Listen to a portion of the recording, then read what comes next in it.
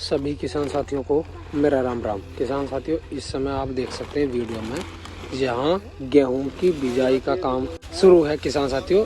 और ये जो हमारे किसान साथी गेहूं बो रहे हैं, ये श्री राम का 303 गेहूं वैरायटी है जो इस समय किसान साथी इसको बोया जा रहा है। और ये आप देख सकते हैं, अब इसको जो है किसान साथियों टीट करने के लिए यदि हम बात करें तो इसी में एक पाउडर आता है, इसके अंदर ही।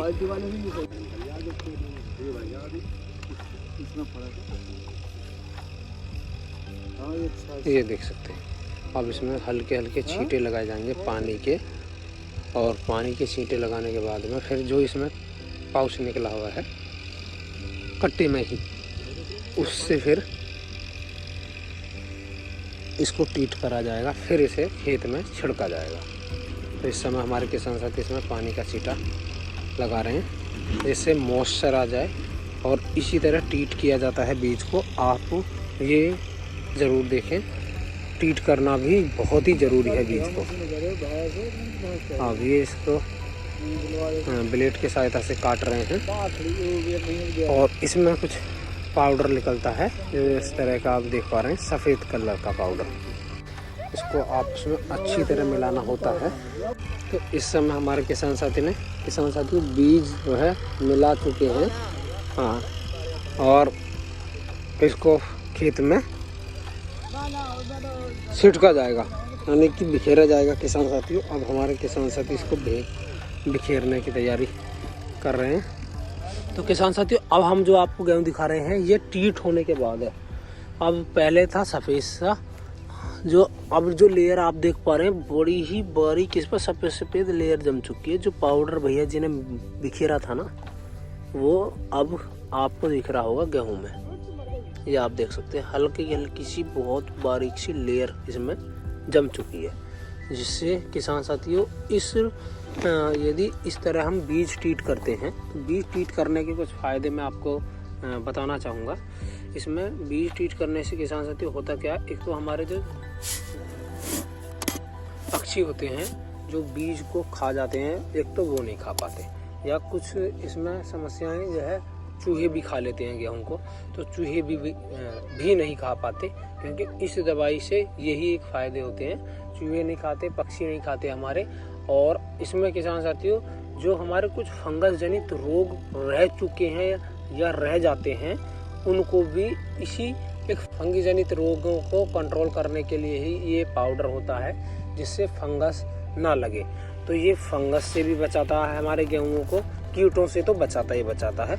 और जर्मिनेशन में, जर्मिनेशन जब होती है हमारी गेहूं की, तो उसमें भी सहायता करता है। तो ये इसके एक टीट करने के फ़ायदे हैं, जिससे किसान साथी हमारे टीट कर सकते हैं और किसान साथियों को बहुत अच्छे परिणाम मिलते हैं। टीट करना बहुत ही ज़रूरी है बीज को। आप चाहे किसी भी तरह का बीज बो रहे हैं खेत में, उसको टीट करना बहुत ही आवश्यक है।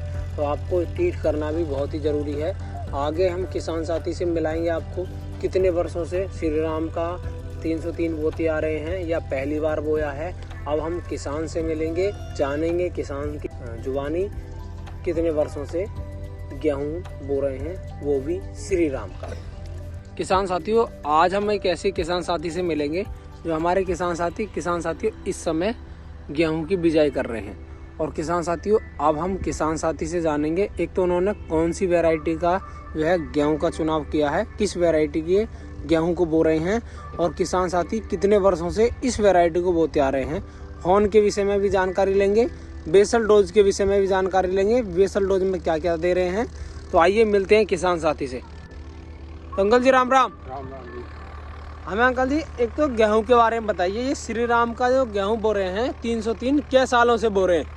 इस गेहूं को हम 8 साल से बुवाई कर रहे हैं इसकी। 8 साल से जी। इसका नाम है श्री राम सुपर 303। अच्छा, श्री राम सुपर 303 ये गेहूं की वैरायटी है जी। तो अंकल जी हमारे किसान साथियों को एक तो इस वैरायटी के इस जानकारी और दीजिए, क्या ये कितने किलो बीघे का आपको यहाँ या एकड़ में लगता है? 8 किलो बीघे की बुवाई होती है जी इसकी। 8 किलो बीघे की बुआई करते हैं। हमारे यहाँ बीघा 5 विषय का होता है। और आपके यहाँ जो विषय है वो 5 विषय का बीघा होता है, या हम कहें तो कच्चा बीघा है। तो इस बार आप कितने बीघा में ये श्री राम का गेहूं सुपर 303 वैरायटी लगा रहे हैं?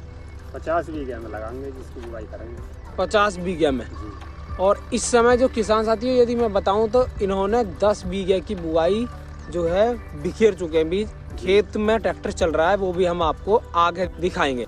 तो आपने जो इसमें बेसल डोज में क्या क्या दिया है ये और हमारे किसान साथियों 10 किलो की DAP दे रहे हैं 1 बीघे में। को 10 किलो बीघे की DAP दे रहे हैं 1 बीघे जी। और मैं ये और जानना चाहूँगा जी, कितने पानियों में ये जो है पककर कंप्लीट हो जाती है? ये 145 दिन में पकता है, लेकिन इसमें पानी लगते हैं 5। 145 दिन की इसकी पकने की अवधि है जी। और लगभग 5 पानी लग जाते हैं जी।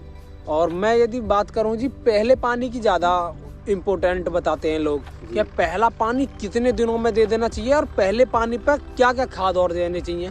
22 दिन से 28 दिन तक लगा देते हैं हम तो पहला पानी 22 दिन से 28 दिन में लगा जी। देते हैं। और पहले पानी पर, या मैं कहूँ तो पहले यूरिया में के साथ में कौन कौन से खाद और देते तो हैं? अब अपने किसानों की समझ है, कोई धंजाम गोल्ड लगा रहा है, कोई मिक्सचर लगा रहा जी, है, जी, कोई जी। सल्फर लगा रहा है, और हम तो बायोबीटा लगाते हैं, जो जाई माता अच्छा। बायोबीटा।